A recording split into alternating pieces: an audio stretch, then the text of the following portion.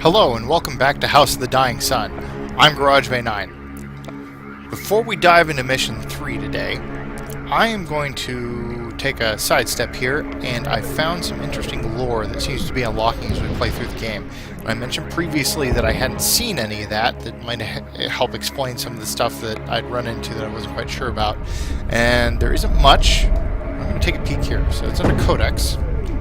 And the rest of this appears to be largely incomprehensible, but it says the dragon arises only for war. It lives in a killing trance old as the Emperor himself. When the Emperor is troubled, the dragon awakes. When the Emperor is satisfied, the dragon sleeps. Erika of Rydir, Imperial Skald.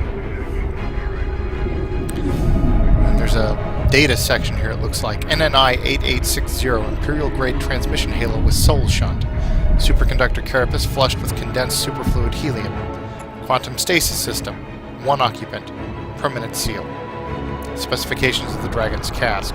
So it sounds like what's going on is they have something or somebody permanently ensconced in a, I'll call it a neural interface or something that allows them to, I'm going to guess, remotely control these ships, which is why you can jump from one ship to another.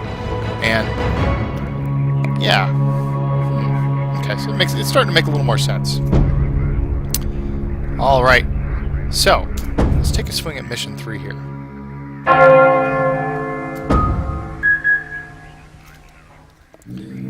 So it looks like there's a branching option here after the Miser, Mission 2, where we killed Lord Thule in the tiny little pod I guess what happened is that was actually his ejection pod, and he was flying one of the fighters that we were up against.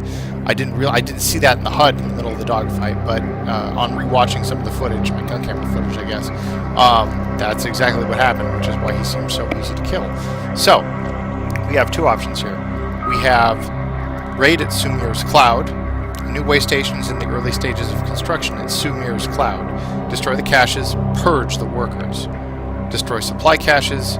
Bonus objective, make example of the workers. And that looks like it unlocks the 6B-7 Fury missiles, which is a secondary weapon. The other option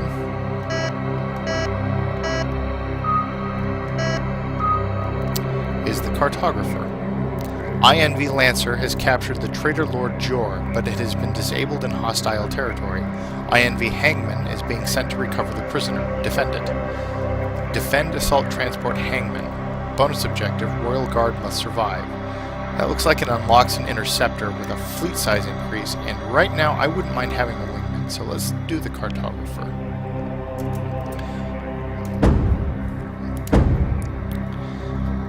And one thing I did notice when I was rewatching the previous footage is that this is the part where the warnings about the higher difficulties weren't showing for whatever reason. So they did emphasize that the higher difficulties are meant for either heavily upgraded ships or later playthroughs or both, so I'm going to stick with Invader difficulty for now.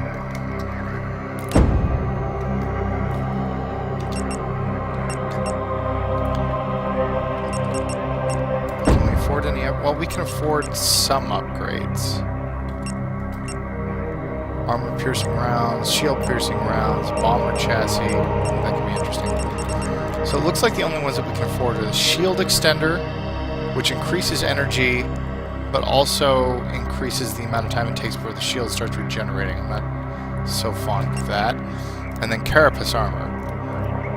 Only one of Ralphun IV's apex predators has ever been brought back for study, and only then because it was already dead. Advances in light impact armor can be attributed to this magnificent creature. So, 20% bonus to hull vitality, 10% afterburner power penalty, 40% max speed penalty for capital ships, and a reduction 95% of incoming area of effect damage. Well, that's not bad. I think I'm going to hang on to what we've got right now. Let's fly with what we have and come back with a little bit more. On to Mission 3.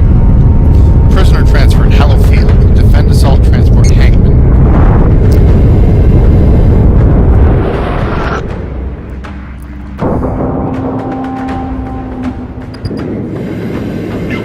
The star system is already on high alert. Reinforcements are imminent. Alright, so that's one good guy. Bonus, those are our allies, and that's what we need to defend. And that is the nearest bad guy. 24. So 24 distance versus 11. Actually, those are closer. Let's vector for these targets. Come on. Come on. Guns, guns, guns. Good hits. Let's get the next guy. So one thing that I've noticed, both kind of paying attention to my own flying and rewatching some of the previous footage, is that I'm apparently showing a little bit of muscle memory from my days of World War II flight simming. And what is happening is when I start a turn, I'm stomping in a bit of rudder pedal, which is what you do with a real-world aircraft in a turn, and then you keep the ball centered with the rudder, because the nose has a tendency to not follow the exact turn. But it doesn't really apply here for a spaceship, so I'm kind of thinking about whether or not I want to fight that or not, since I'm not sure it has any actual impact on playing the game, or whether I'm just going to kind of smile and keep going with it and keep that habit for when I stick to flying, say, IL-2 Stormquake, which I still have a copy of on my computer.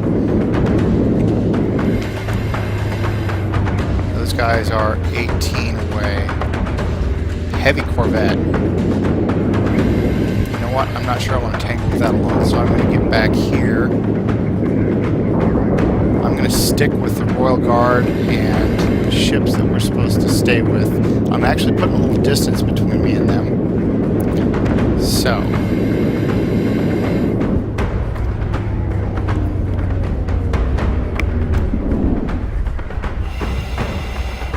Let's see here. 13 and a half. Grab the closest one. That is still the heavy Corvette. You know what? I don't feel like tangling with something that much bigger than myself all by my lonesome. So. We got the Scarabs up. Scarab away. We got our ship cracker inbound. Oh, you can see it in the heads-up display. Take that! Yeah! Shields down. Get him, get him, get him. Good hits, good hits. And he is out of here. Where's the next one? These guys.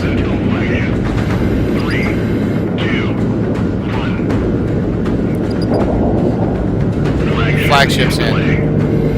Oh, this is going to get dicey real quick. Destroyer? Oh, no, no, no, no, no. No, I do not want to tangle with that. Maybe if I can get in behind him. Is there a blind spot back here? Give me some lead. Nope. Nope, nope, nope, nope, nope. We're not going there. Jay, turn around.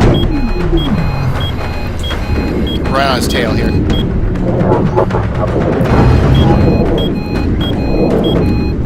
Come on, come on. That does not sound good.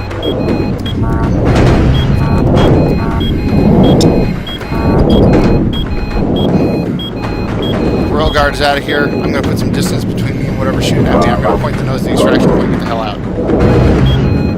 If I live that long. Come on, baby. Go. Go, go, go, go, go. Spooling up the drive. Come on. Come on. Come on. We are gone, gone, gone. Whew, that was close. All right. Yeah.